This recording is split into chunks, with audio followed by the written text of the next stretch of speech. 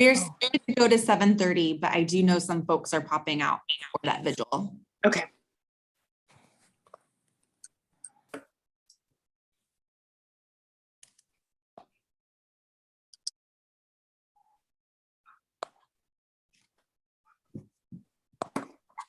All right, I think we can get started. So I just want to welcome everybody to CAC meeting number 7. And I think we all know each other here in the room tonight. We have a couple of people who will be providing public testimony live online,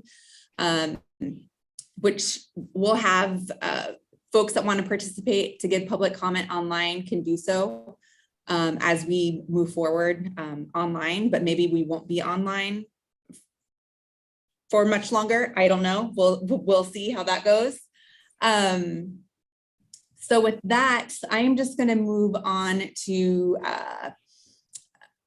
just approving the meeting summary from CAC meeting number 6. And I do know that we've made one change. Kennedy Hawkins was in attendance at that meeting, so we'll make that change. Anything else?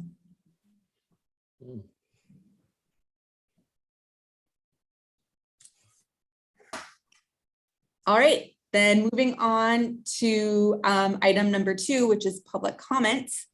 Like I said, we do have some folks in the room here this meeting tonight that will be providing public comments. You will have 3 minutes in length, and when it gets down to around 30 seconds, I'll hold up this little yellow piece of paper just to signal that you have 30 seconds left to wrap up your time. Okay. So with that, we're going to start with Marianne Highland, who is representing the Eastview Neighborhood Association. Good evening, Marianne. Are you online? Yes. Hi. Yes. I have a timer this time, Erica. So no worries. Okay, I'm going to go ahead and hit start and get going. Okay. Members of the CAC, my name is Marianne Highland. I am a member of the Eastview Road Neighborhood Association, and I chair the association's Sherwood West Concept Planning team. Our association includes 50 members. We reside in 21 homes on both the west and east sides of Eastview Road. We live in a diverse, thriving community that is centered around Eastview Road, which we use to access our homes, walk, convene, and support farming and agricultural activities. We have submitted written comments, which I am summarizing on behalf of the association in my capacity as a member. Though I am a lawyer, I am not representing the association. I want to acknowledge at the outset the death of the 2 girls who were hit by a car on Edie Road last Sunday. Our association offers our deepest condolences to their families, and we mourn their loss as fellow community members, classmates, and parents. What unites us, whether we live on the inside or outside of the current city limits, is the desire for safety for our children, our families, and our communities. We hope that we can all agree that all planning for future growth should center on safety for everyone. Our association opposes the proposed Eastview Road north-south connector bypass and Edie Elwert Road realignment because it is not feasible, it's unsafe, and it creates barriers to the efficient flow of traffic. The Eastview Road north-south bypass is not feasible because the 12 to 19% grade along the proposed path exceeds maximum allowable safe grades. Also, the west side of the bypass does not include any road improvements such as sidewalks, which the city acknowledges makes it unsafe for pedestrians and residents of the Eastview Road neighborhood. The proposed bypass is incompatible with agricultural and farming on the west side of Eastview Road, creating unsafe conditions for farm animals and slow-moving vehicles and equipment. Multiple accidents have occurred at the intersection of Eastview Road due to the geography that makes that intersection aligned with Edie unsafe and unfit for a bypass.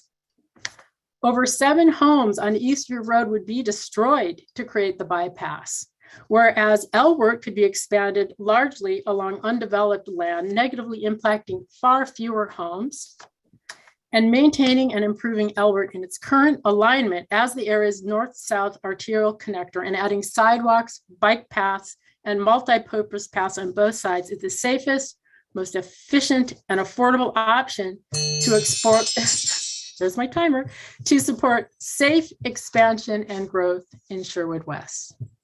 With that, I conclude my remarks, and I thank you for your time, your attention, and your service on the CAC. Thank you, Mary Ann. Thank you. Next here on the line, we have Peter Foster. Thank you. Good evening, and I appreciate this opportunity for public comment. I would also like to thank the CAC for your diligent and hard work towards looking at this growth plan, because I've observed towns that are not planning for growth and towns that have reacted to it. And I think that the greenways and the bike trails and the hiking trails and everything else that you guys have proposed is absolutely wonderful. And I believe that without you guys, we might be seeing a community growth that is like some of the other neighborhoods where, you know, these big developments have come right up against the reserve. And as a chef and a permaculture practitioner, I see you guys looking at it in that sense where it tapers down beautifully and nicely into the reserve. So great job there. I've watched you guys diligently map the wildlife areas for preservation and really showcasing what makes Sherwood unique. I've also observed some nearsighted comments that seem to be sandbagging against a tide that, you know, never really works out. And that tide that I see is a lot of young professionals that are moving out of cities and they're coming to small towns. And if the growth isn't there, residents get priced out. There's environmental issues that can arise, civil infrastructure issues. And so I think you guys are doing a great job. My project specifically would benefit from flux use zoning so that we can put a restaurant directly on top of a farm that would serve as a community entity to both the public and residents alike. I'm really excited about the deck that we'll be building by the end of this spring that will be a place for residents, community members, and everyone to come give their feedback for the project. And I think it's also really important that we emphasize this could be a destination restaurant where every guest, new and returning, would feel as if they were coming home. And it's something very exciting that would be a great addition to Sherwood. So I'm from a small town, and I am not in favor of large identical looking developments where young people leave, tourists avoid. And I am very hopeful to see this go through, because I think it's the best way that our town can grow so that new ideas and new generations remain here in Sherwood. Thank you for your time. Thank you, Peter. And I think there is one more person in our virtual room this evening. Carla? Yes. Okay. My name is Carla Bauer. I live on the west side of Eastview Road and own horses and frequently transport them by trailer. Eastview Road must be preserved as a safe corridor for farming and agricultural activities, including transporting livestock and slow-moving agricultural equipment, activities that are incompatible with high-traffic urban connectors. Elwert Road, a road that is currently designated a 3-lane arterial, must be maintained as a regional north-south connector.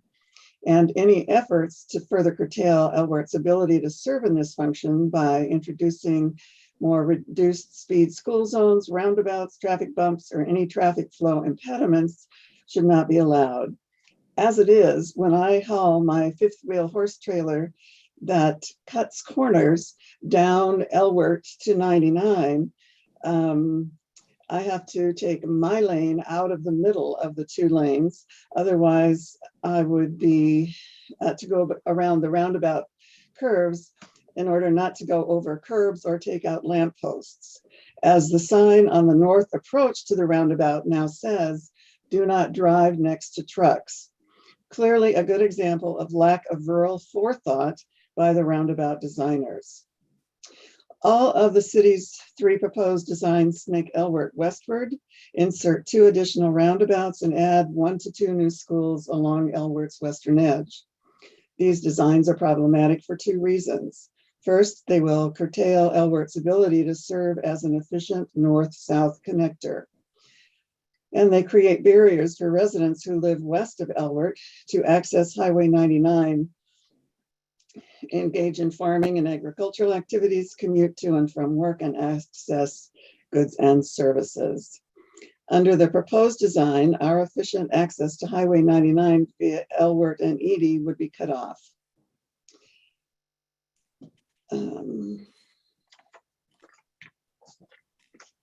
In reality, the proposed plan will make matters worse by creating an untenable bottleneck in West Sherwood. The current concept plan doesn't include a viable substitute north-south connector. Therefore, the proposed Elwert realignment would create a barrier to the most viable solution to accommodate the contemplated growth, which is to expand Elwert's existing alignment to its full extent. There should be no net loss to the functionality of Elwert as a 3-lane arterial.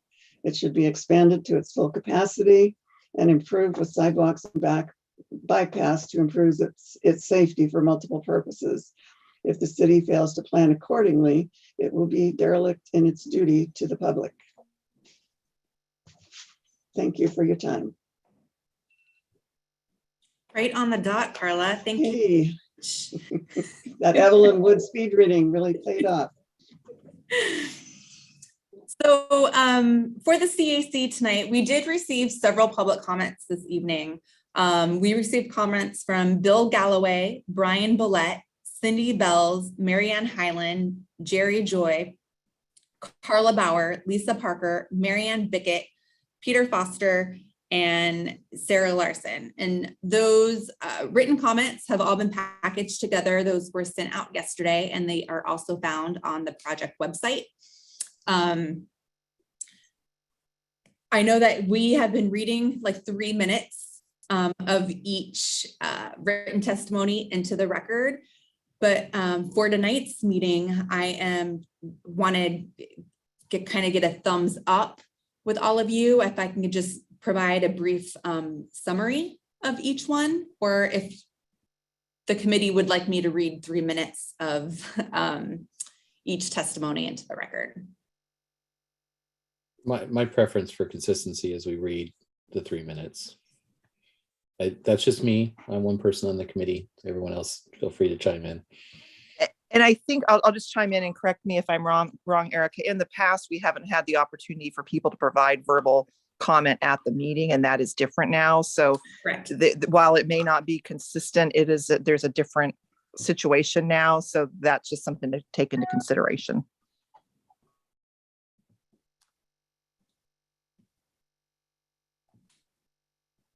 Yeah, hi, this is Kennedy. I'd be fine with just acknowledging the comments instead of reading them into the official record.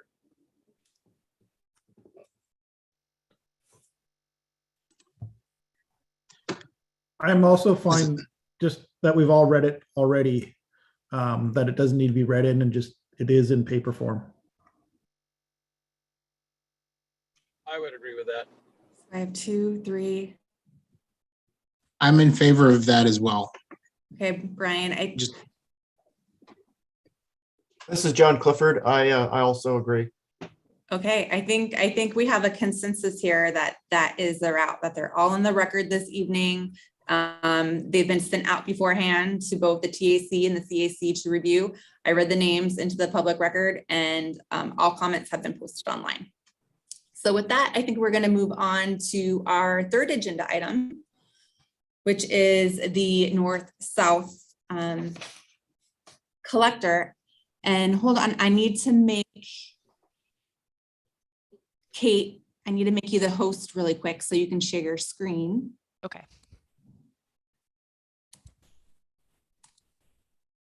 All right, there you go. Okay. While I'm looking for the right window, I'll just introduce myself really quickly. I'm Kate Rogers. I'm with MIG/APG. Our firm merged with another firm, MIG, and I'm a planner, and I'm supporting Joe on this project. So nice to meet everybody. And here we go. Is this, let's see, is that the one you want to see there, This Erica? one, yes, this is perfect.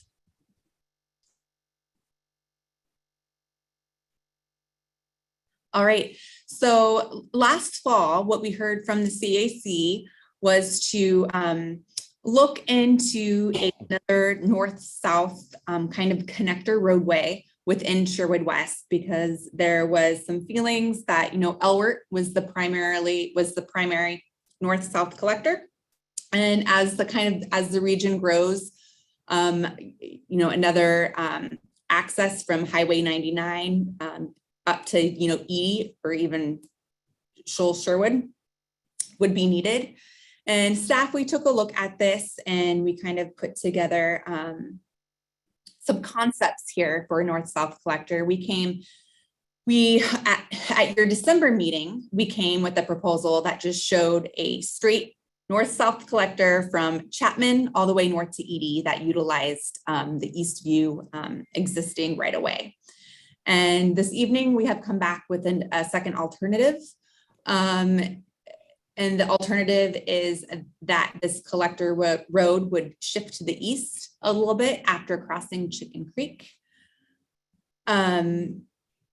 We brought this to the TAC earlier this afternoon, and their comments were to make sure that this roadway is built within the city of Sherwood, and kind of making sure that development could happen on both sides. That way you can get a full road with infrastructure improvements, you know, sidewalk, bike lanes, it's to enhance safety. And to also look at that because it could provide better funding options for that road. So tonight with these two options, I would kind of like to get the CAC's feedback on the two, if there's a preferred approach, or if you want to take these two options out to the community via our next open house to get more feedback. That's an option too. So Erica, can I make one comment too? Yes. Yeah, so on the sidewalks, if the road's abutting the rural reserves, which part of that road would, is you assuming this is the final alignments once we get through all the planning that has to occur, because this is just concepts at this point. Mm-hmm. And we can choose to develop both sides of that road. We don't, just because it's on the urban growth boundary or on the rural reserve boundary, that doesn't limit us from maybe moving the road in a little bit and going ahead and putting sidewalks on both sides. Correct. I think the comment, so. Mm-hmm. the comment that in a previous meeting about not being able to have sidewalks on both sides was, that's kind of traditionally how development happens, because sidewalks get built as projects start and stop. So it becomes a patchwork like we see on other roads in our town, but that's a choice we can make. And a great example is that is Edie is a county road, and we actually as a city, even though it was a county road, put sidewalks in on that road, on the north side of that road years and years ago. So I just want to make sure that people didn't think that was a constraint, that we couldn't put a sidewalk Right. on that side. Yeah. Good point. Yeah. Thank you. So with that, I'm just going to open this up to CAC discussion. If you have any questions, or like I said, how to move forward with these two options.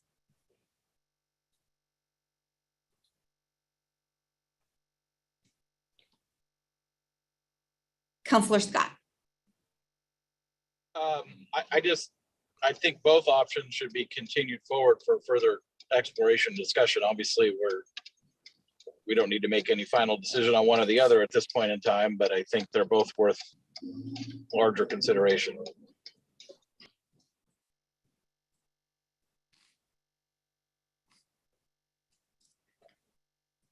I would agree with Counselor Scott on that.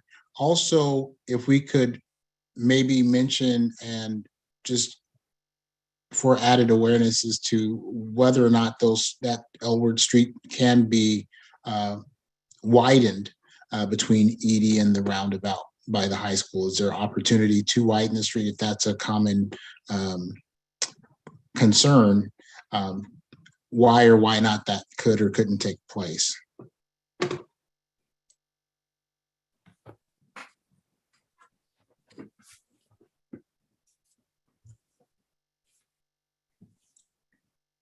Jean. I agree with both of the previous comments that we should, early in this concept process, we have the CAC and we still need to reach out to the community. Having more options is better. You know, option 1 and 2 that are listed on the plan in front of us, but the third option that was just mentioned, which would be widening Elwood and Edie to accommodate and not creating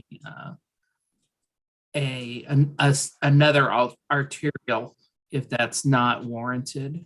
I also would ask, when we look at this further, which phase of development this particular part in, because if it's in a much later aspect of the concept planning, we would be, you know, potentially looking at a road that wouldn't be developed till the end of the concept plan development period, which would be 20 plus years out. So creating a lot of angst that we need to have a plan, but you know, we don't have to have a permanent road laid down if it's in the last phase of development.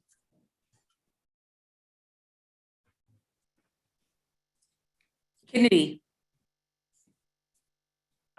Yeah, hey, I think I'd like to hear from the community. I think this is the placement of this road is a pretty significant issue. So I'd like to get the community's input, and maybe is there something that we're missing that we didn't see, but a better option may be available through the community and what they see.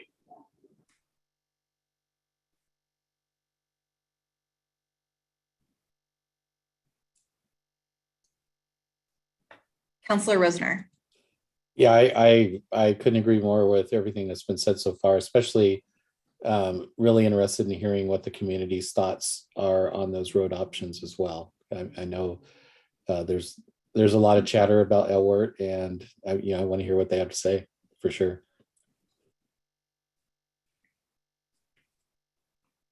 When I say chatter, out in the community, not in this meeting. So Rodney.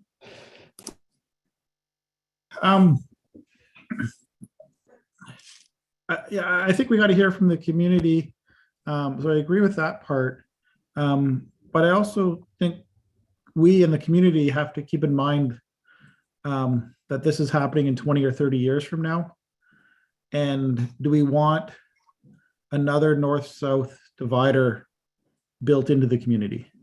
And I think that was our main purpose of trying to slow traffic through this area and divert it to the outsides of Sherwood. There's many cities that are cut by a highway or cut by north-south. And it's really hurting those communities. So I think that has to be kept in mind.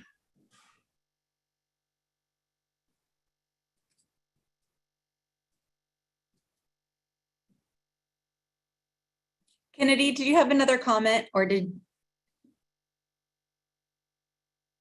I don't think. No, sorry, I don't have any more comments. No, it's okay. I'm just driving while I'm on the call. My apologies. No worries. You want to be hands-free. Okay. Well, with that, I think we got some direction tonight from the CAC on how we're going to move forward and proceed with this. So with that, I think I'm going to hand over our next conversation to Joe. Thanks, Erica. Hi, everybody. Good to see you again. I'll introduce one other person along with this. You met Kate a few minutes ago. You might remember Kira Haggard was along with us on the team. up through end of last year, but Kate is now transitioning into that role for Kira. And then also with me tonight is Soumya Kinney. And Soumya is an urban designer from Walker Macy and is actually the hand behind many of these graphics. Hi, everyone. Nice to meet you. So the topic here for this agenda item, this is a discussion item, and we're going to try and summarize whatever guidance we might hear from you. The topic here is looking at some design studies and really kind of building on the new tools, the definitions, the concepts for the concept plan that have been discussed up through December, to take a look at the land and see what we can learn by drawing some very conceptual ideas in a portion of the study area. So think of it as a stepping stone to drawing up alternatives that would be the entire study area. And specifically, we wanted to look at three things. One is, what are the possibilities for some of the larger public uses that have been identified to date? And the reason for that is because they require 10, 20, 30, 40 acres and flat land for most of those acres. And so there's actually a fairly limited supply of both of those conditions. How can we accommodate them in various places? The second is to sort of further this discussion and interest we heard in December when we were talking about master planning as a tool to try and really guide the quality of the community, and some things we can learn from the successful development in Villebois in Wilsonville. There was some positive response to some of the elements of Villebois, and also the Frog Pond experience in Wilsonville as well. And there are others, but those were the two that we looked at. So what can we learn? How might we apply those in Sherwood West? And then finally, just really to get out the pen and start doing some design thinking along with all the definitions. So Kate, if you could go up one slide here, one page. We're going to focus in on the central area of the plan. We'll put it in context for the rest of it, but we're addressing those three questions by looking at really just a portion of the plan. You all know this well, but maybe just to dial us in, you see Sherwood High School in blue. Of course, Elwert is on the east side of it, running north-south, and we have Haiti Road and Kruger Road flanking the school. And then this includes the draft street connections that we have discussed to date.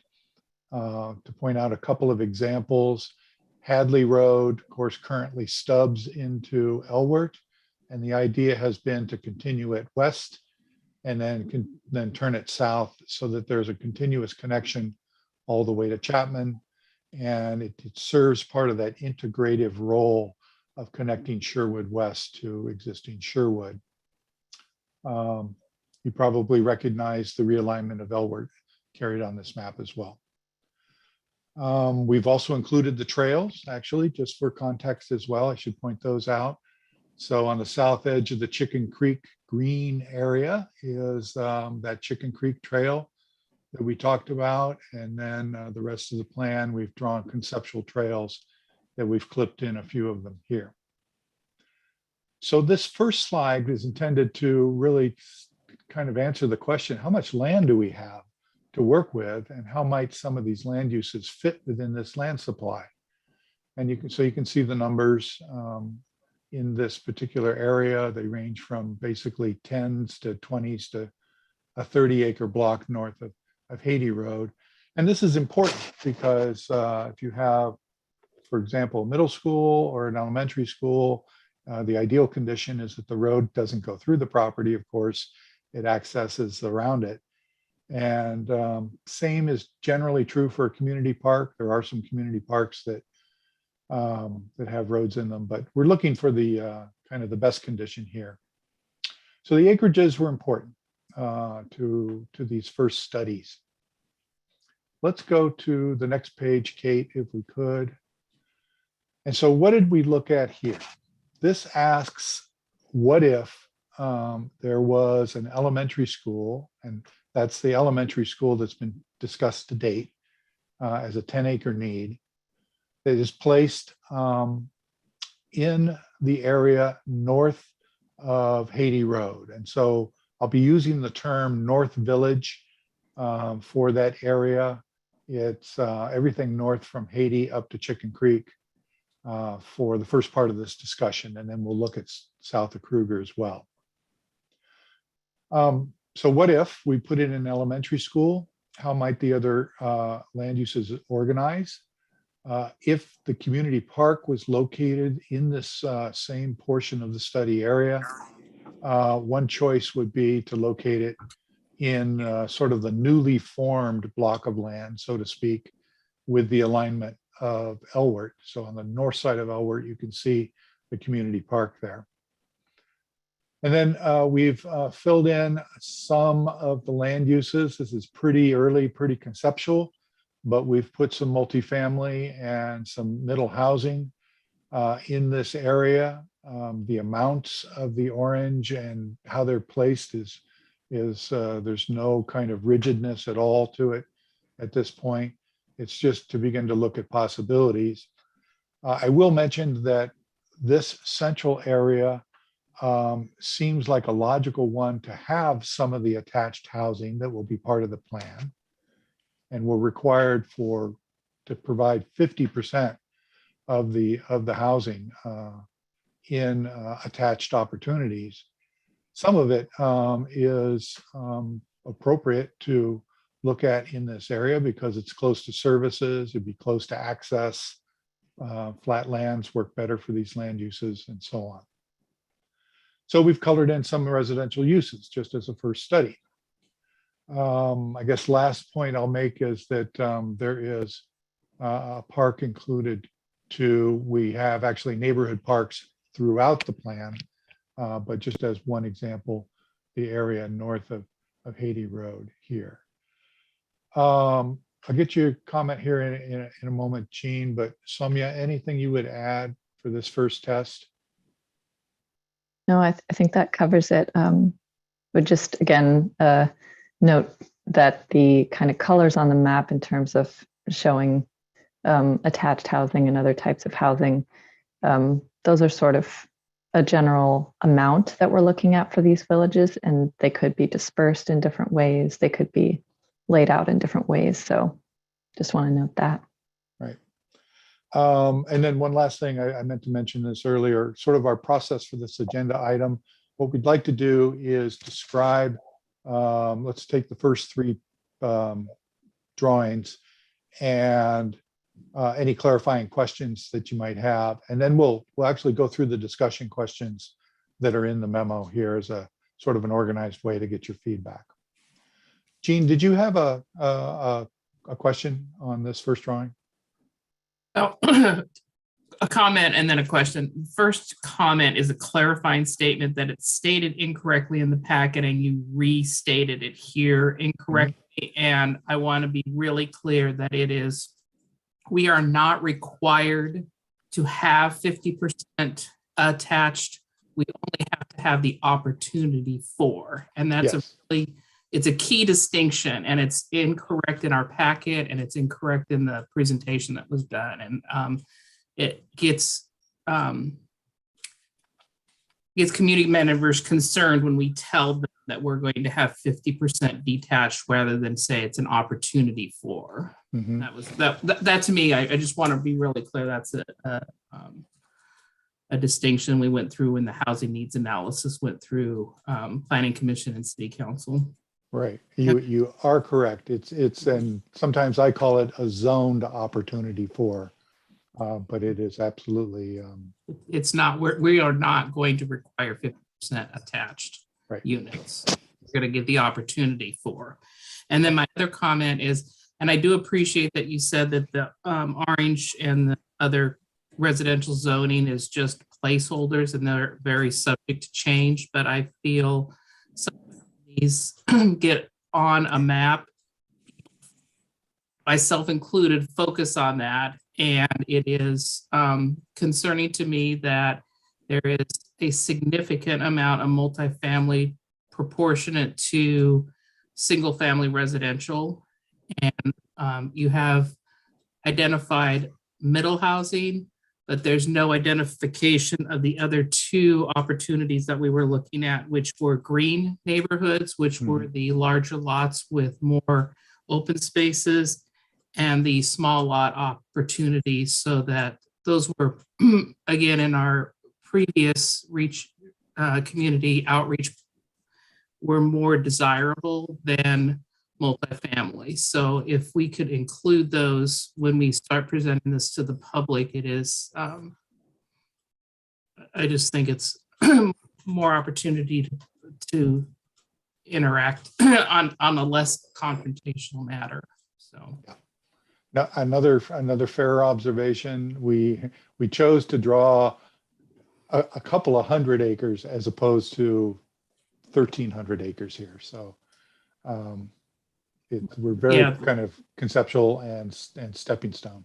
Yeah, and thank you, but the multifamily, it just seems disproportionately large compared to where I would envision this based on what our overall density goals are and what the community feedback has been through all of our housing programs. Thank you. What, just as long as we're into this conversation, a question back to you, Jean.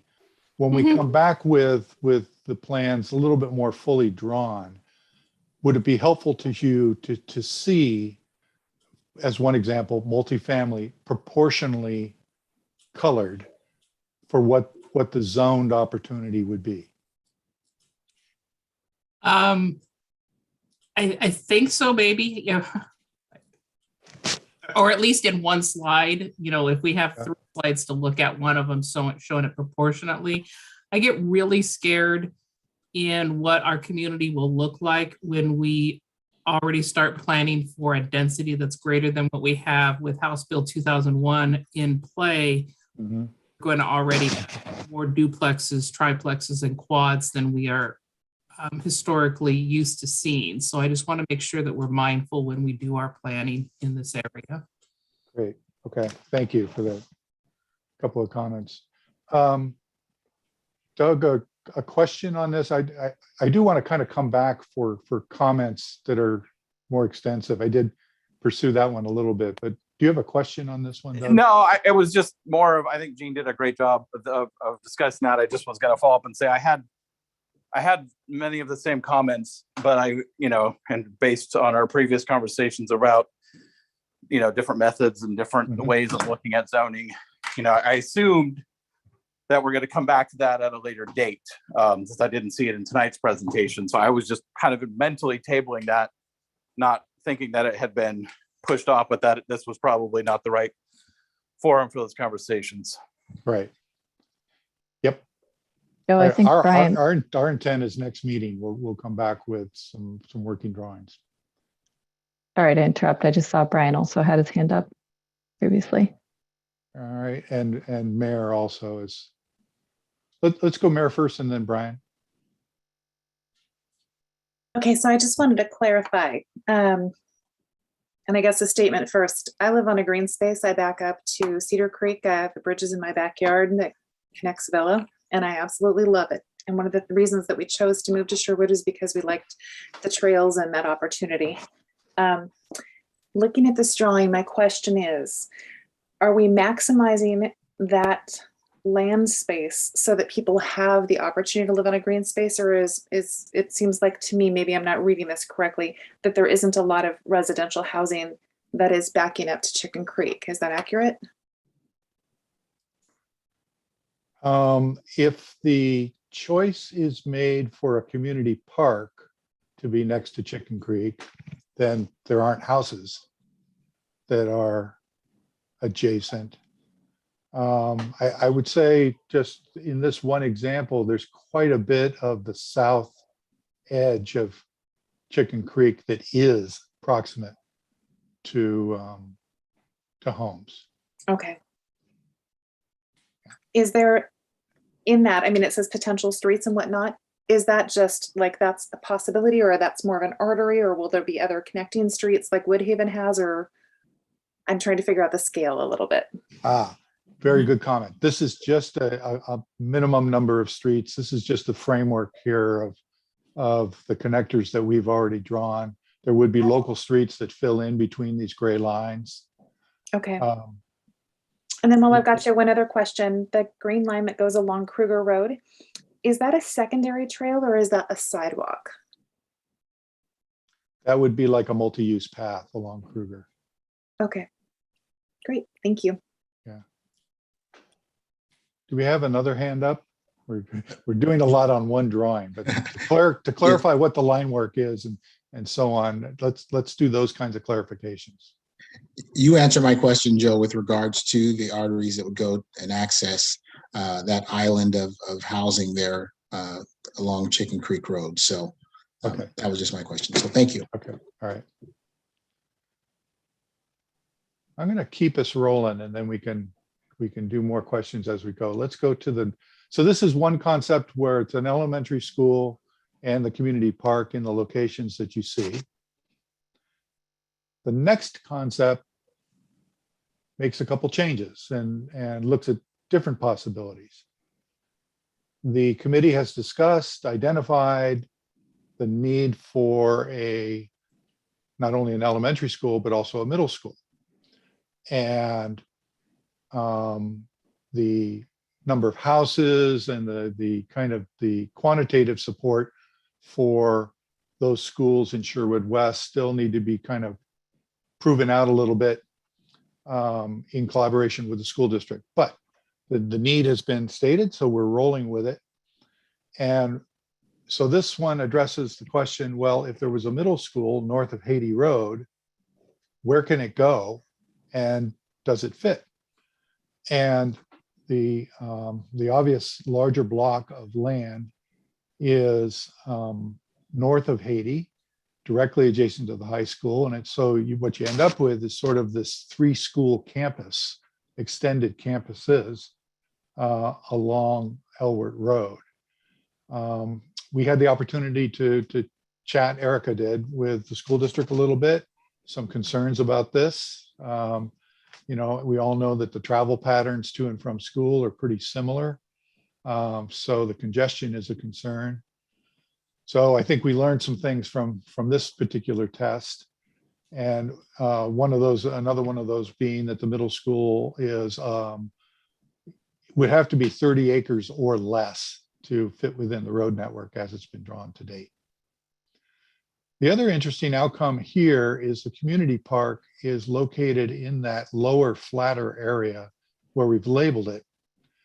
That area is open in kind of the lighter colored green that we show on the map here. It is surrounded by trees. It's actually a pretty lovely area down by the creek. One of its aspects that it has, or one of its characteristics, is that it really kind of has one way in to get to it. And that is the green arrow that is below the word 14 acres. That would have to be a street access coming in. If it's a park, the street can come in. You've got your community park parking area. And off you go onto the trails or to the ball fields or whatever. If it is residential down in that area, like we saw in the previous concept, that starts to raise a little bit of a concern for emergency access. So that's another kind of finding from these initial studies here. And we've just arranged the residential colors a little bit differently on this map. Soumya, what else would you add to this one? I think you touched on everything. I think the key kind of differentiator for this concept is having a community park that's really surrounded within that natural area and the Chicken Creek corridor and the stands of trees, and the opportunity to have that really connected to a regional trail system that's very low stress and easy to access. Mm-hmm. Yep. Okay. Any clarifying questions specific to this drawing? Do you mind if I chime in here with Yeah. some? So concept 2 and 3 are very somewhat similar, other than the multi family housing and middle housing. I was just, as much as I do regarding concept 2 that we have on the screen right now, as much as I do like the community park in the green area, the only thing I was thinking about, in order to kind of maybe make concept 2 and 3 a little more different, and this is something I was thinking that might be more advantageous as far as having a larger accessible community park, would be to right now where the elementary school is right now and the multifamily, if that area was the community park, which would give us, I think it was a 22 acres of an area for community park, which might also allow us to maybe add possibly leaving a some kind of a fitness center or something other than just a green field with outdoor activities, and then having access all the way around it, and then having the elementary school north of that in the lower section, where right now we indicated as multifamily housing, that kind of that lower triangular part, and that would separate the elementary school from the middle school and the high school. So there would be a little bit of a green space between the two. And that way, both the middle school and the elementary school have also access to the larger green, community park area. And then north of the elementary school, just south of Edie Road, we could add whatever is necessary, whether it's middle housing or multi-family housing above that. And thank you for the suggestion. And so to do a little more verbal cartography here, and Kate, it's okay to use the cursor here to point to things. What you're suggesting is that the ES moves a little bit northwest. Across the street. Yeah, right there. Where it says, to that way. Okay. Exactly. So where it says multi-housing, that would be the elementary school. Gotcha. Joe, can you see my cursor? I'm sorry. Yes. That would be middle housing. I'm sorry. It's the middle housing. Yeah. Gotcha. So that would be now the elementary school. Yep. Yeah. Okay. All right. Let's just do a quick peek at concept 3 here. It really isn't too different. It also retains the community park in the lower area.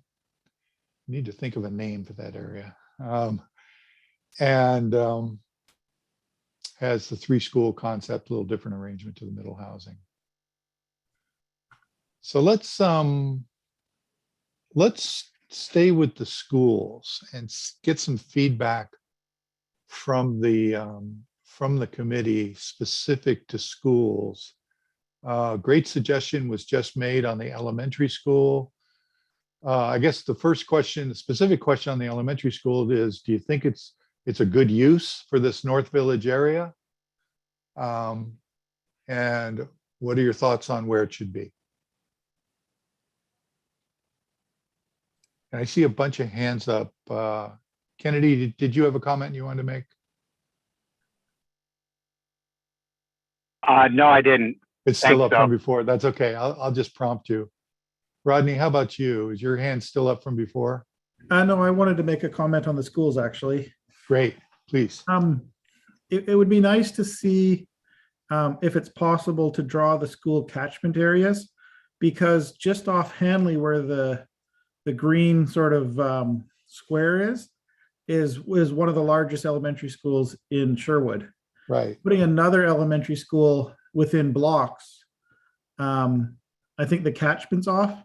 So my opinion is that we don't need an elementary school in this area. However, I don't know the population and I don't know the catchments. But I think by grouping all the schools right in the middle like this is going to cause traffic and a lot of issues. So I'd like to see the elementary school actually move south to help catch the kids coming up from Newburgh. Maybe north, but I don't know the populations up there. Want to keep elementary schools away from the main arteries. So my comment is that we could get the school catchments based on population somehow put on the maps to give us a chance that we're not grouping schools too close together. And then I really don't like the concept of stacking schools right beside each other. I think the schools are part of the community. They're part of the parks. They're part of recreation on weekends. If we put everything together, you've taken that opportunity out of the communities. So I'd much rather see the schools spread out to be enjoyed by everybody within walking distance of their house. Okay, thank you. And we'll have to rely on the school district for catchment type information, but good comment. Anybody else on the schools? Yeah, I have something to say. Okay, is that you, Doug? Yeah. I actually think that was a really good comment. I would agree with that. I think the elementary school being south of Kruger somewhere, it makes the most sense from just a spacing aspect of the various elementary schools in town. Maybe south and even more to the west. From a middle school standpoint, I also agree. I don't think stacking it right up against the high school. It sounds like the school doesn't like that. I don't like that either. If we need a middle school, I would see it also either being south of Kruger somewhere or potentially in that kind of area that was the park in map 1, concept 1, and what is listed here as kind of left half multifamily and right half regular housing. That might be the other. I don't know if it's big enough, but that might be the other option. Mm-hmm. I think maybe in between what's right where what right now is measured as multi-housing and middle housing and elementary school. Maybe you can put the middle school on that whole segment, but one of those three options. I still think moving both the schools south of Kruger's would be my personal choice, but I also don't know what the space down there looks like. So let's yeah, go ahead. I was just going to suggest that we stay on that point for a moment, if we could. Yep. Let's advance a map or two, Kate. So the South Village area is, here's the whole study area put together. So South Village is right below Kruger. And if you go back one to page 14, our acreages down in south of Kruger basically aren't big enough. And we start to run into slopes down there that, at least from everything we've heard from the school district to date, pretty much don't work for a middle school. So let me make one more point. So if we go go to slide 15. It looks like if it's not desirable to do it in the North Village, in that one spot next to Haiti, and it won't fit in the South Village, then we're looking north of Chicken Creek somewhere. So, well, Doug, do you have any thoughts along those lines? Wasn't there still the other spot in the north part of the North Village? Is that not an option? It's a little undersized. We can ask the school district, can you live with, Soumya, remind me of the acreages. That one is 18, so that's pretty small. It's definitely undersized. And then the other one is 22, 25?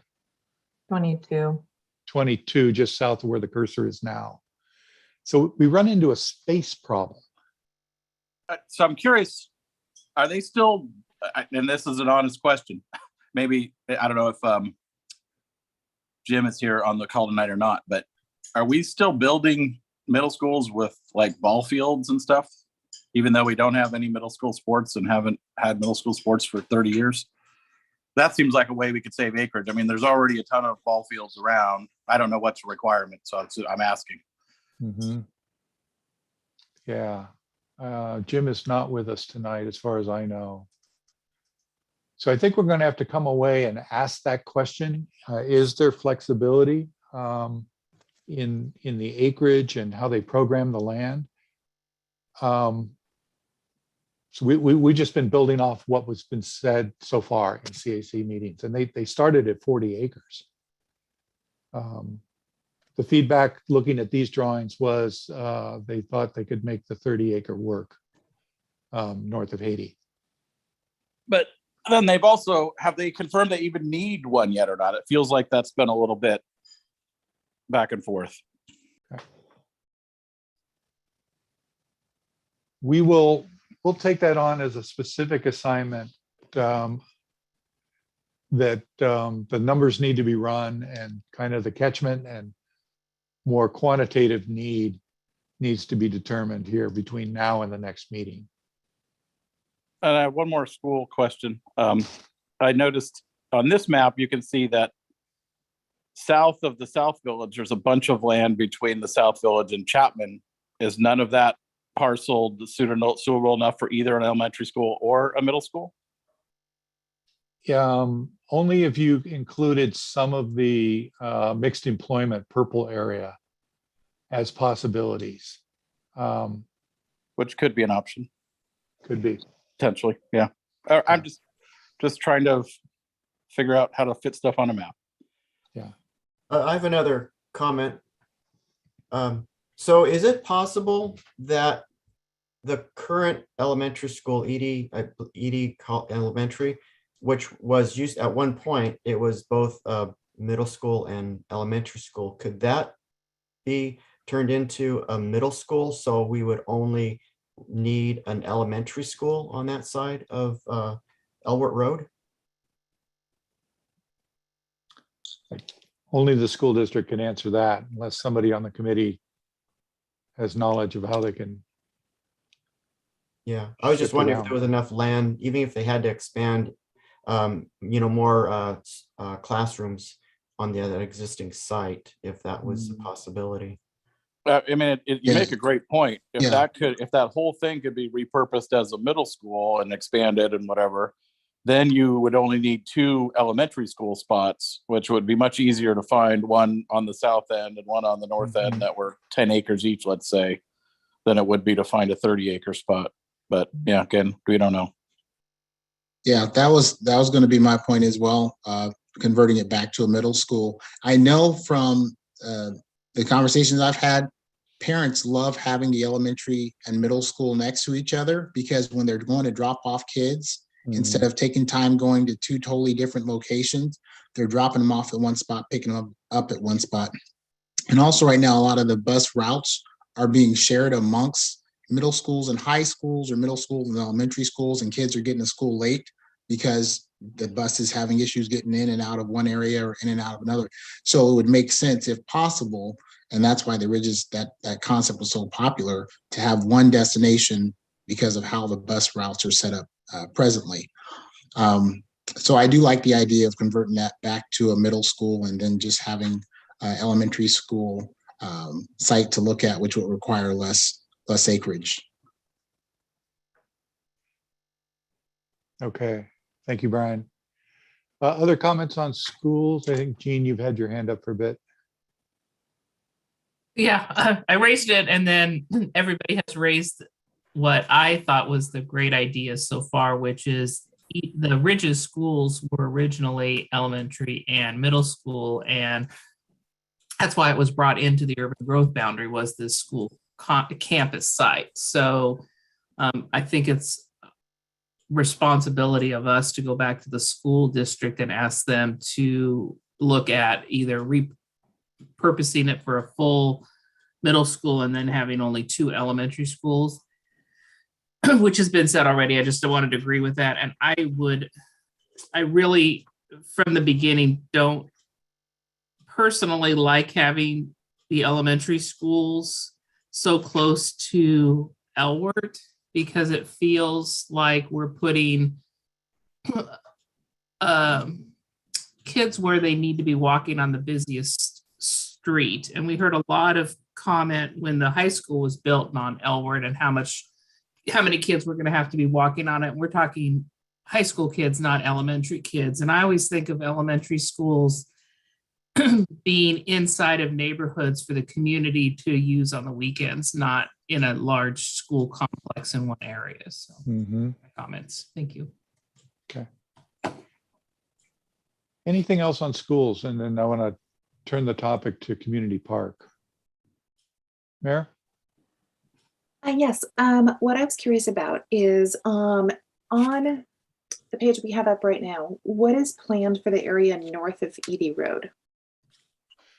So north of Edie Road, all the way up in north of the creek. So the purple area there, we've called mixed employment. And the idea is flex space, sort of industrial campus, Right. tech uses, jobs oriented. Okay. uses. Oh, I'm sorry. I should have clarified. I should say on the west side, the northwest corner up there, on the other side of Chicken Creek. We haven't had a, oh, I'm sorry, in the Edie Road. Up there, yeah, right there, right the where your east cursor is. and Eastview area. So there haven't been any specific discussions about it as of yet. What is the acreage like there? The acreage there is, depends on where you look. There's actually quite a number of homes and it's fairly parcelized, depending on where you are. Up on Eastview itself are kind of smaller rural lots. North of Edie, I think you have 5s and 10s for acreages. Okay. Our sense is there isn't really a pretty big block of acreage there that would work for one of these larger public uses. Okay. Cool. Thank you. Okay. Let's go to the community park slides. Before you move on, Joe, I think Brian might have another question. Oh, okay.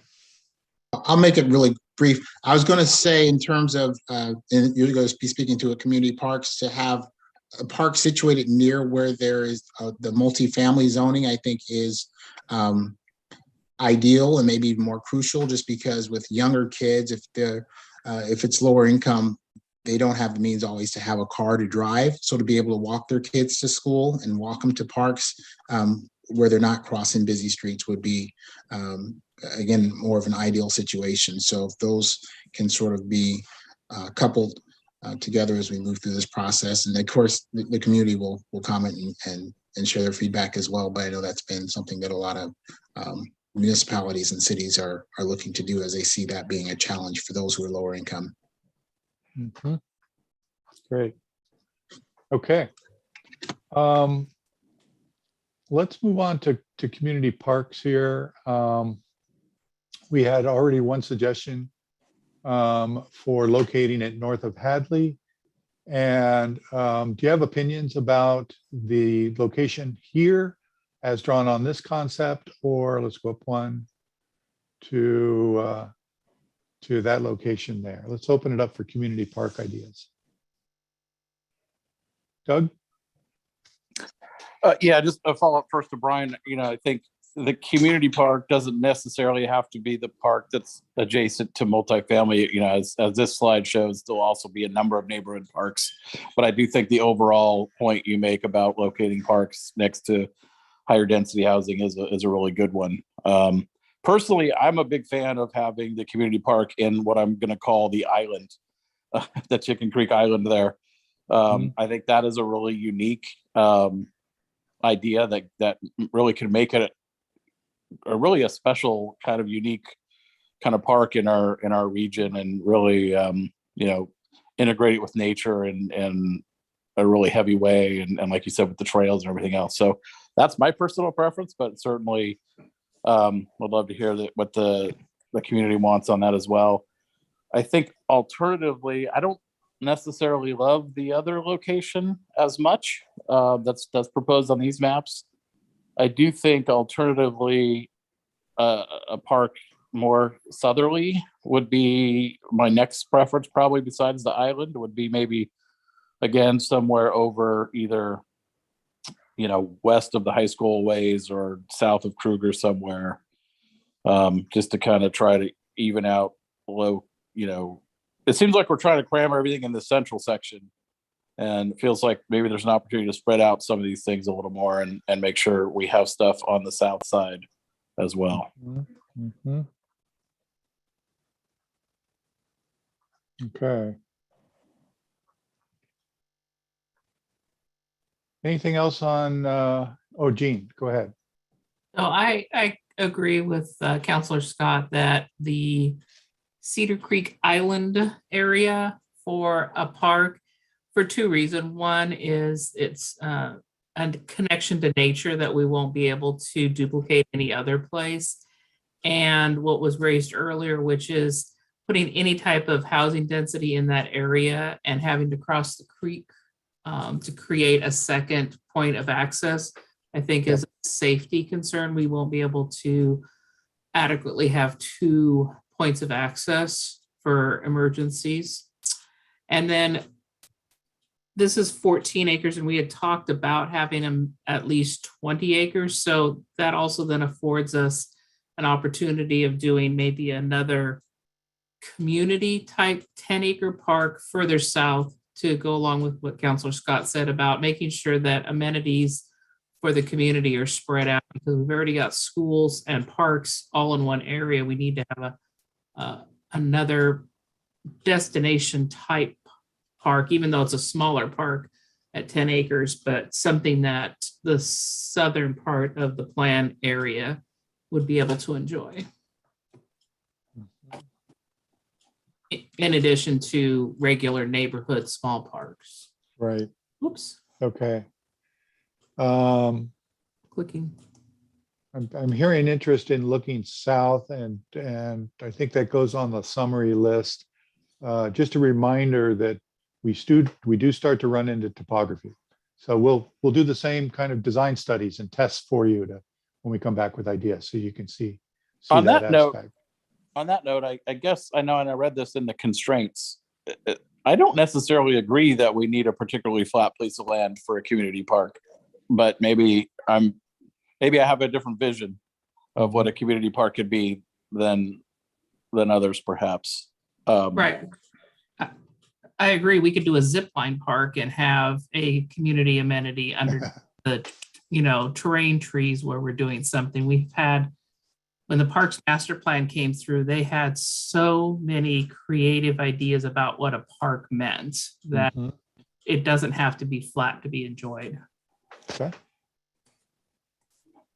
Okay. Is it okay? Rodney, did we get all of your comments?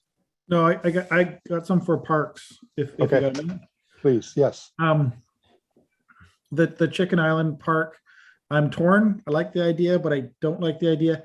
I go to Lusher Farms a lot in Lake Oswego. They have one entrance. It's the worst park to get to. It's the worst park to get out of. Every time there's a football game, anything that changes, the traffic is horrible. So a one entrance park would be very concerning. The other thing is part of the Parks Board, when we talk community park, we weren't talking more Stella Olson, we were talking more Snyder. So we're looking at, we possibly need land for a field house.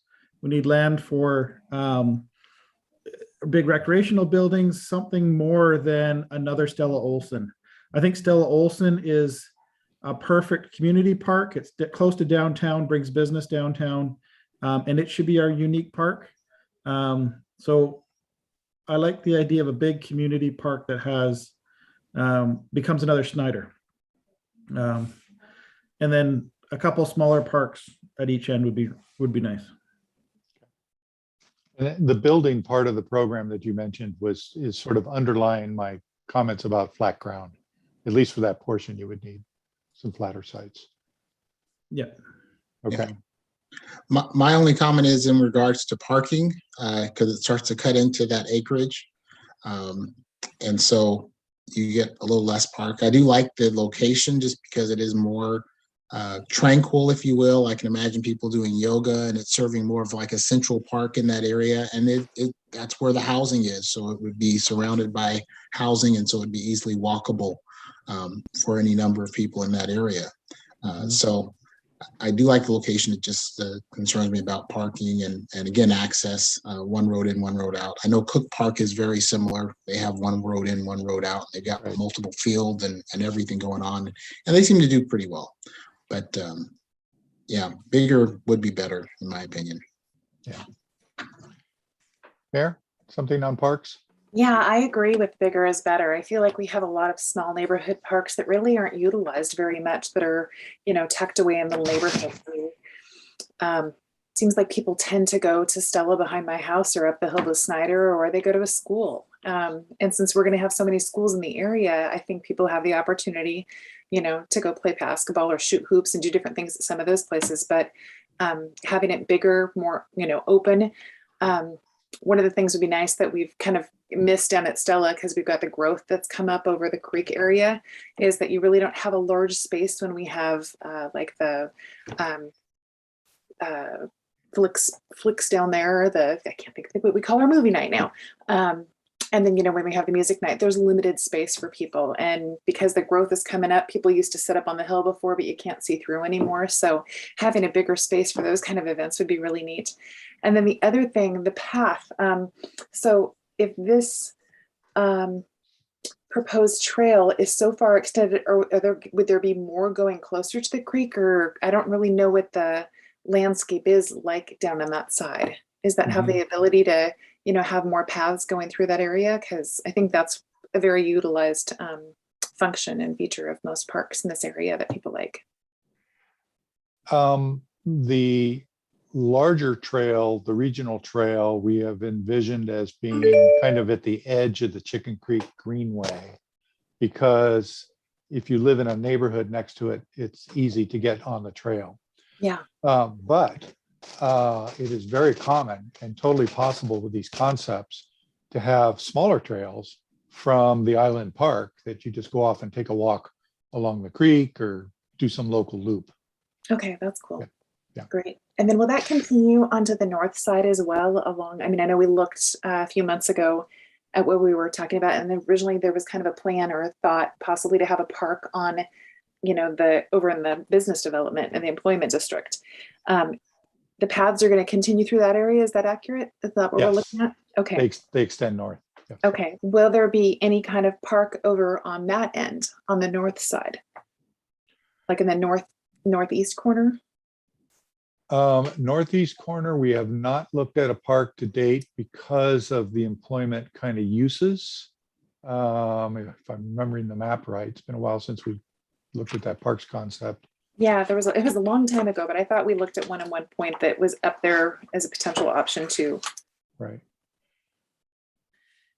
So Joe, there is, the city's acquired some land up in that area for a park. It's a small area, but we do have park plans eventually for a small park along Roy Rogers, south of Sherwood. Okay. We'll follow up on that, Mayor, about parks towards the north. Thank you. Okay, let's move on to the south village. Oh, just a scale comparison, just to give you a sense of things. So the area we've been talking about is 125 acres between Haiti Road and Chicken Creek. If you draw that same outline on Woodhaven, you can see it on the drawing on the right. So we thought that might be useful for understanding scale. Okay, let's go to the next. So south of Kruger, the parcels are smaller, and we have some specific ideas that property owners have brought forward. In this concept, we have held, so to speak, the mixed employment idea that was identified on the west and east side of what's labeled as church there. That's the existing church. And that is one of the original mixed employment areas that we identified early on in our process. So we've retained it for this particular concept. We have retained, we've placed, the proposed wine-related development that we heard the public comment on tonight at the top of the hill. And then for this particular area, there's a relatively small area in between that we place some of the residential uses that you see there. And a couple of small parks. Soumya, anything to mention about this? I think for this option, it's what was originally kind of designated or noted as a mixed employment area over toward the east. So that leaves a little less room for housing in this particular option, but it's important to note that there's lots of housing in many of the other areas that we haven't looked at today that would be walkable to this employment and walkable to this proposed wine-related development. Oh, and also the tiny little neighborhood parks, I think, are worth calling out. So we are thinking about, is there an opportunity for a park at the top of the hill that really helps give access to views to everybody? And could be next to the existing water tower and next to the kind of destination restaurant. And then down at the east side, there's an existing fork of the creek that runs south, and that seems like a really great opportunity for some preserved open space and green space. And I'm going to we'll take your comment here in a moment, Jean. I just want to do a check on my notes here on the acreages. So south of Kruger, the sort of middle bubble there, or that area, right where your cursor is right now. Soumya, we've got about 10 acres in through there. So let's go from east to west. So the first purple bubble is 11 acres, and that's including the church property. The next one is 19. 19. Okay. So the reason I asked about that was there was the idea of, could we look to the south for an elementary school? And so I just want to note for folks that there's enough acreage there that it could be accommodated, and it's relatively flat. Okay, all right. Jean, did you have a question on this one? Yes, you led the presentation with a statement that these were comments from would I hear you correctly, property owners? Is that why the wine related is stagnant the whole time? Correct. So that's a development that's likely to occur. Erica, fill us in on what you've heard from that property owner. Yeah, so that property owner definitely has a vision for that site, and that vision includes some sort of, wine, agro-tourism, destination spot. He has been already working, doing his due diligence in Washington County to figure out, permits for some sort of, restaurant use on that site, and what needs to happen now, so he can keep building his vision, so he can make it possible, and through the concept plan, and when it's ever brought into the city's boundary. Okay. Okay, so that one is already, like Washington County works for planning, and the church is already there, and we have a water tower. Are any of those other marked colors already designated for a reason that they're there? Because everything goes south versus running employment along the road and residential away from the road. So that it's, I don't know, it's all north-south split instead of east-west.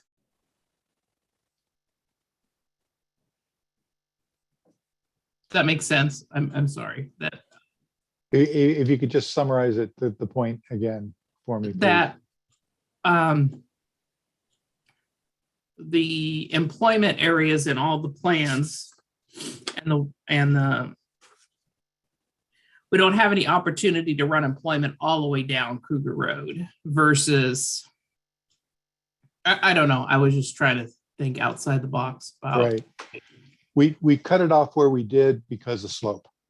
Okay, thank you. Yeah. I was trying to figure out if it was owner driven or what was driving it to be that way. Thank you. Topographic, yeah.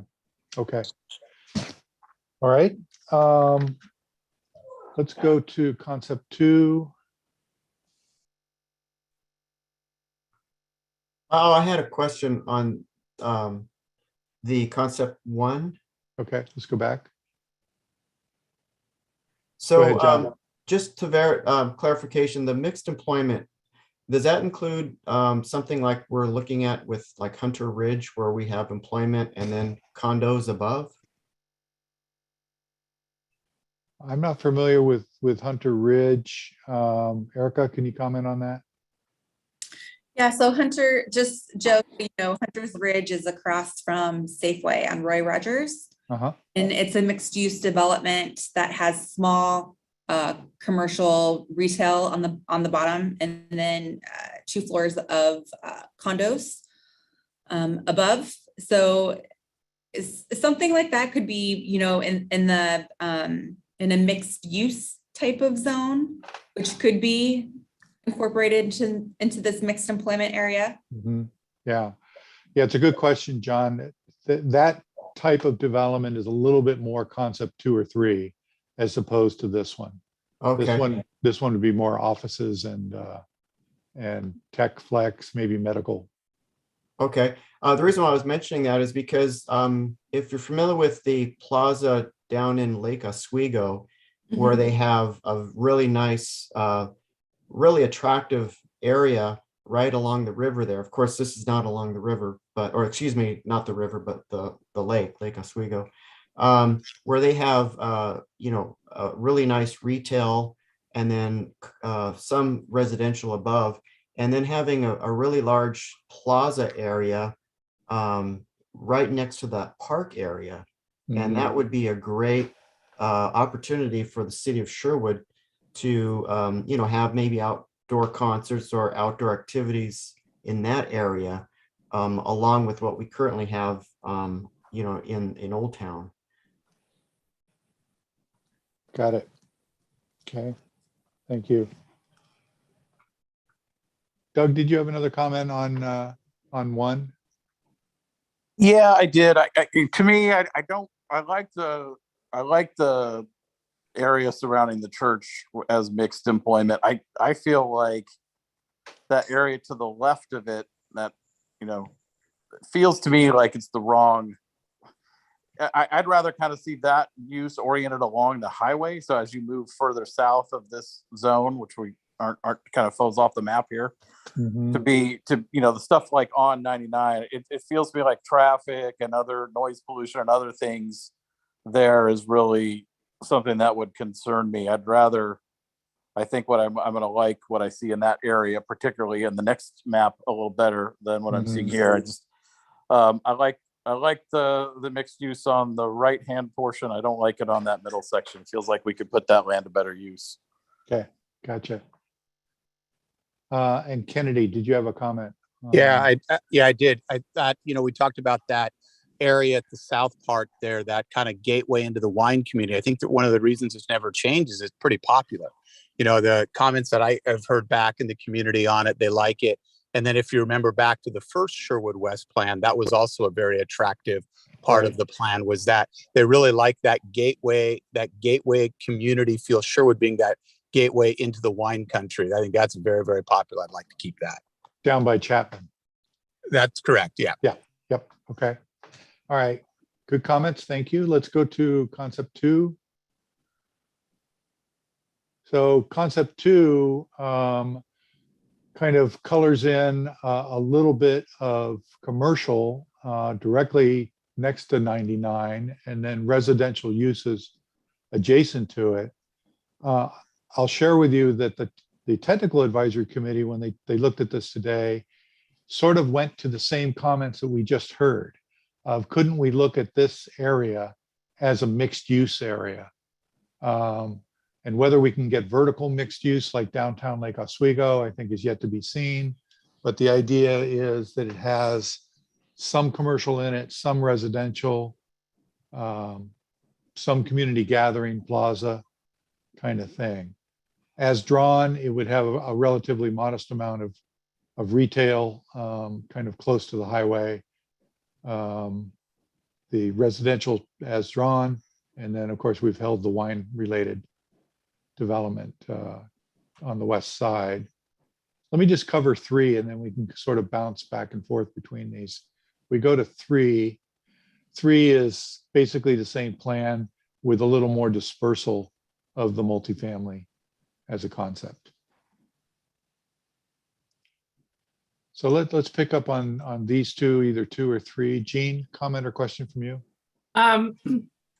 We heard in the public comment this evening a phrase that I thought was interesting, which is a flex use zone. And I don't know if I have a full definition in my mind, but what I'm perceiving is that it would provide an opportunity for the property developed based on the community need, where we would have more opportunities to do mixed use and or mixed employment. And then we're not having to focus specifically on any, I'm just concerned putting a residential block, I'm trying to remember the acreages down there. We have commercial type use on one end and a commercial type use on the other end, and then putting residential in the middle. Is it going to be the right mix for the people that are going to be living there? So I'm not sure if I fully understand, I'm just throwing it out there. I'd like to explore what a flex use zone is, and if it affords the development community more opportunities, that would be a lot of times from the development community, is make it so that they have their ability to react to the market. Okay. And I think you just answered my question, but let me just pursue that a little bit more. So in a flex use zone, just for discussion, you could do an office, you could do a small flex use light manufacturer, you could do retail, you could do residential, and the code allows that range of things. And the idea would be let the market decide. Yeah, again, I hadn't heard the phrase much, but I envisioned something just exactly the way you described it. And I think that opportunity zone would be driven by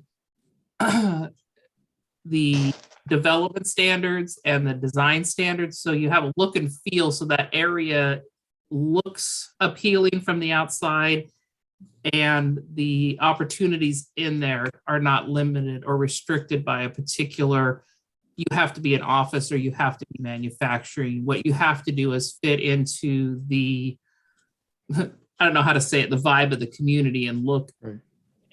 And so it's okay. The sky. I understand. Yeah. I don't have a good definition, but you did almost, I think, nail it. Okay. Yeah, it's sort of the design and the form of the buildings, not what's inside them. Correct. And the Okay. impact on the community around it. Correct. It's not a noisy manufacturing. It's a, Right. yeah, you got it. Okay. Got it. Okay. Let's go to Doug and then Rodney. You let Rodney go first. Rodney? Doug, I was hoping you would go. I kind of like concept number 1. I'm still trying to write it out. That's why I was kind of figuring it out here. But I like the employment area. I like the sort of stuff around the high school. I like that sort of flex space. And then I was just running the idea through, if that sort of restaurant destination plaza thing all stretched all the way up to the proposed wine related development, would that be like Sherwood Second or Sherwood West downtown?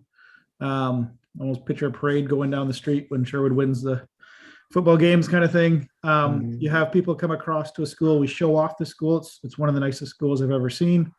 So people would come, hotels, sort of great eating area, great wine area, all in around that high school, and also be a community gathering area.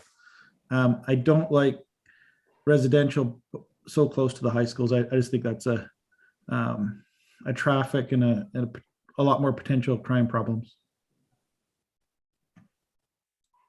Okay. All right. Thank you.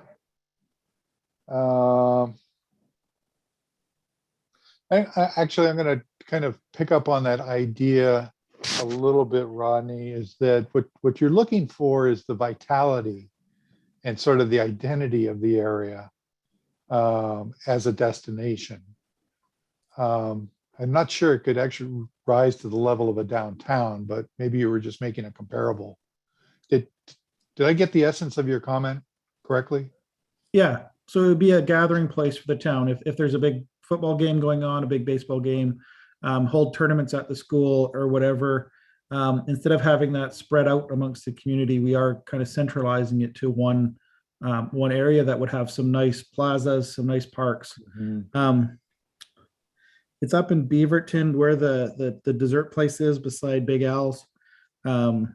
There's a place there where it's sort of, you can go there, there's a lot of stuff there, but then you can walk off into their parks, you can walk off and have dessert, you can kind of enjoy yourself before and after games or events in that area.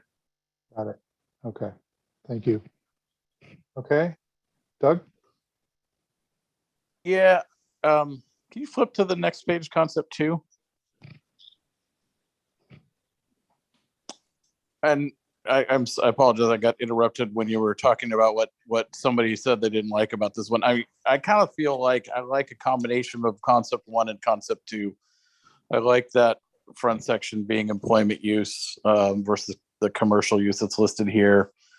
But I like how you have the density of housing kind of, transitions as you move away from the highway and up the hill versus the concept 3 where it seemed to be kind of a flipping back and forth, and I don't like that as well. So that's just my thoughts. Okay. All right. I think we're getting towards the end of this this agenda item here, and I'll try and summarize the list. But any last comments or questions from anybody? Okay. I think the best way for us to proceed is to kind of consider this a slate of ideas to work from. And our assignment, the team, is to prepare some rough draft alternatives for you to look at that include the whole study area, not just what we've learned from the central. And so here are the ideas that we talked about tonight that we will work on. One is to come back with the residential types across the plan, and we will provide information about the proportions of various types. Secondly, now I'm going to move to the elementary school. Look at moving it north side of Hadley as an idea. Next is, in general, look at spreading the schools more, including use of the southern areas.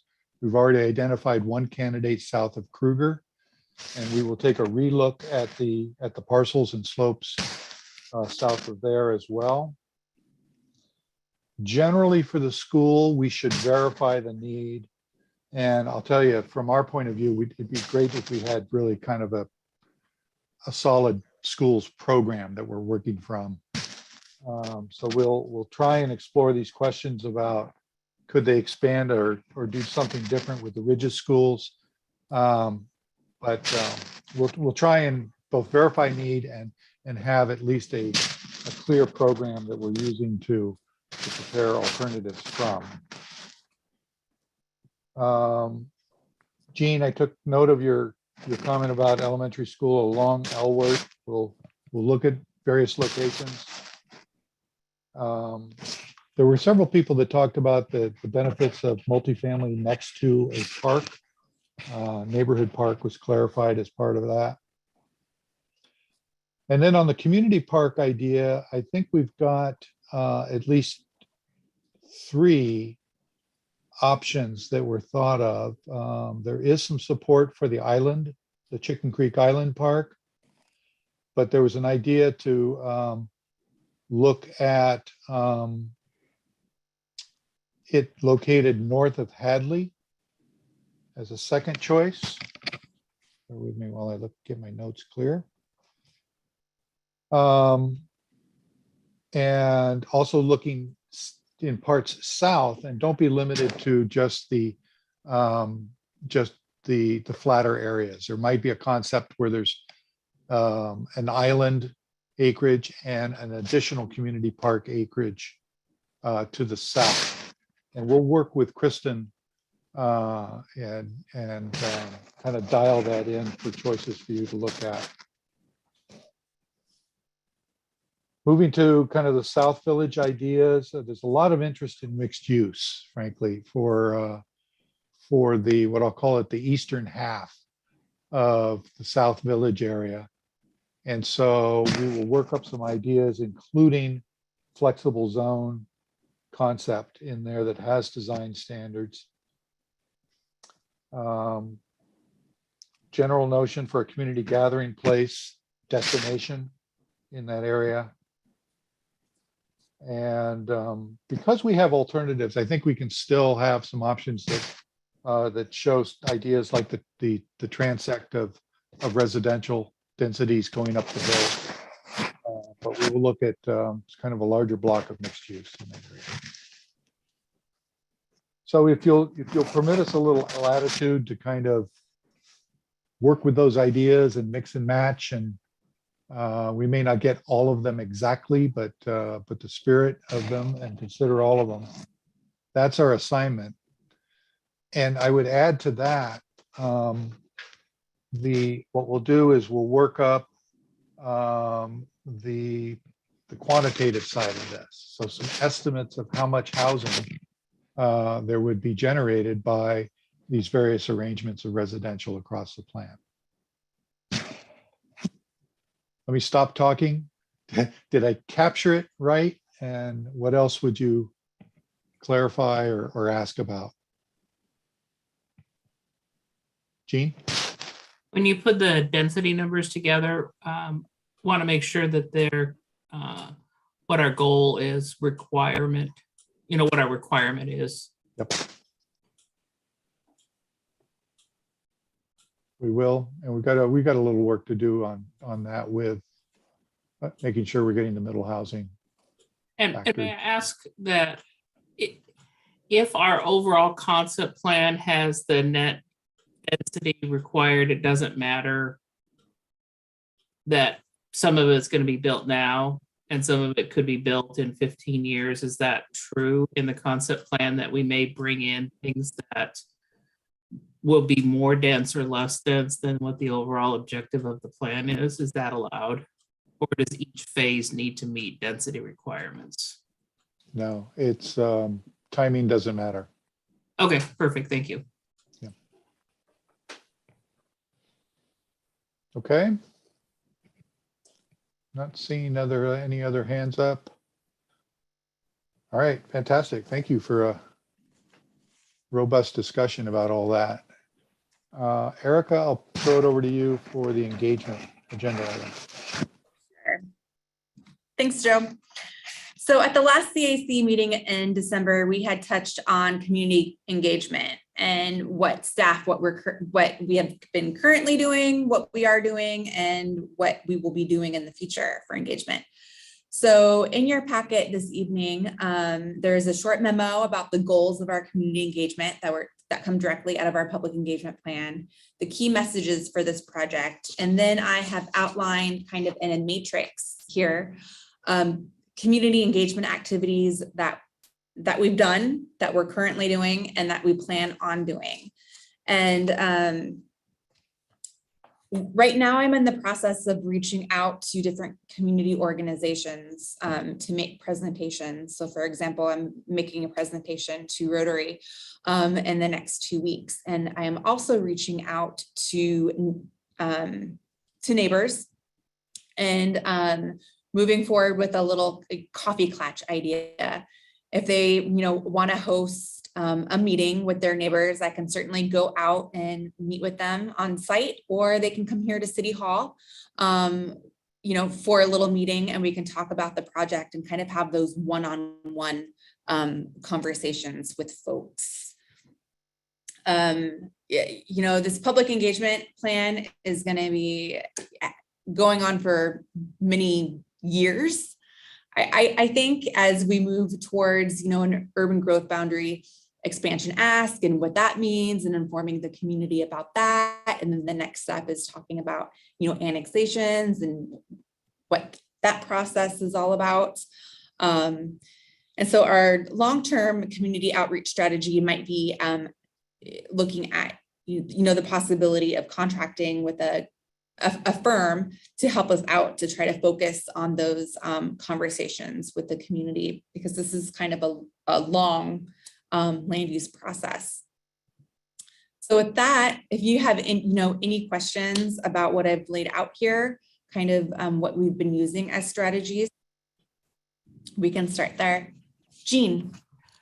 So what we hear in the community comments and in the public comments throughout this process is repeated over and over again. And I think it would be well served if under the why that there's a large bullet point that, and I've tried to summarize it: state law, metro regulations, and responsible land use planning requires that we go through this process. And we are not doing it because the city staff needs more work to do or anything crazy like that. It's state law. It's regulations that we have to abide by as a city, and responsible planning. So I think, when it's not that, I understand that we're running out of places to live in Sherwood is true. And some people don't care, but that's not, we have an obligation to this. And I don't think we are articulating it well enough if the first concerns out of people's mouths are, well, we should let more, we shouldn't do this because we don't need more people to live here. We have an obligation to do this by law, so. And I think I just Great dovetail point. onto that just talking about that this is just one step of many, many, many steps that would have to follow before anything even happens. Right. So I think detailing those things are very helpful, because we do get a lot of, and I could say this being on city council, every time we do any community outreach regarding Sherwood West, the vast majority of comments we get are people saying, don't do anything. And they don't even understand what we're doing as part of this concept planning process. And so a lot of words get spilt over a misunderstanding. So the more we can do to educate the public, the better. Yeah, because I'm sorry, Doug. The WIN says 17 months. If I were not involved in this process, I might perceive that in 17 months, there would be a plan in place and earth would be moving. So I think really clarifying that when All of the steps through the process. And there was a slide done when the Sherwood West was done previously, and I don't know if you remember it. It was I don't have my video on, so you can't see my hands. A colored chart that went across in a timeline that represented 20 plus years to completion of building. So the why and the when, I think they needed to be vetted out in any literature that we produce for the public. I want to second that, because I think there was a comment one time that someone's just building a house and we're going to come tear it down in the next couple of years, but that house will be 20, 30 years old by the time we get there. So I think the when is a huge one. I also think that it would be good to show the public that you guys did this process when you built Woodhaven and when you built the Oregon Trail and when you built those other communities, that this isn't something that is new. Every community was built this way, especially the communities that people are living in now that might not want the growth. They have to realize that this plan went through to get to the place that they live in now.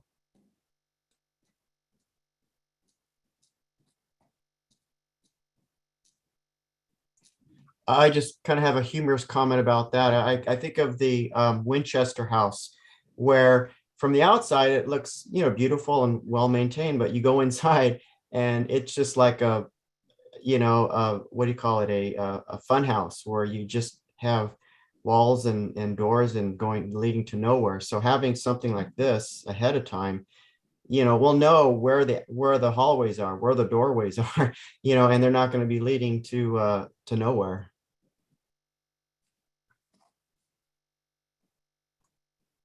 All great comments.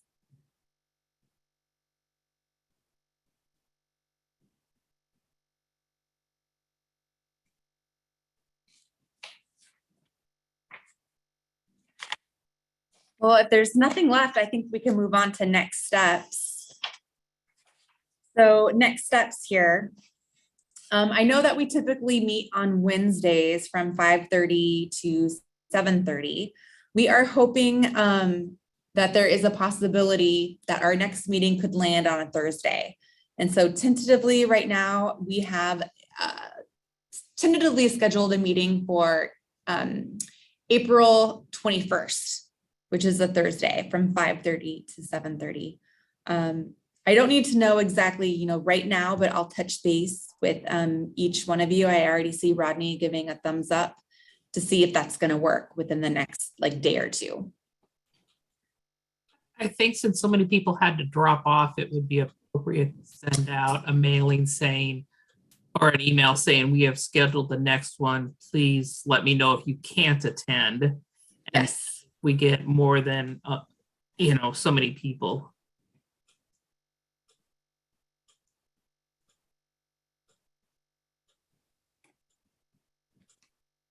Great.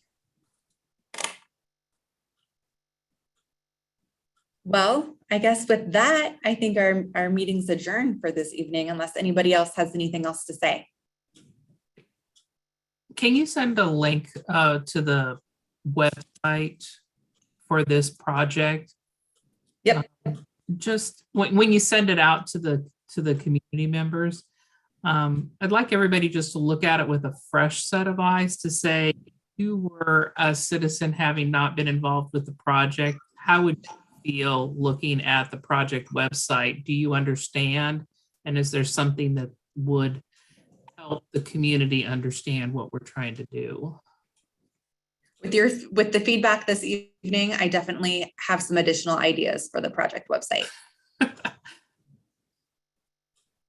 think letting other community CAC members chime in that had to drop off early, because you and I, Erica, are in the weeds so many times with other things. And so having someone who hasn't been involved in the process look at it would be beneficial. Definitely.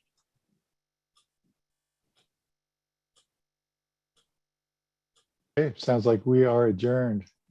Thanks, everybody. Appreciate it.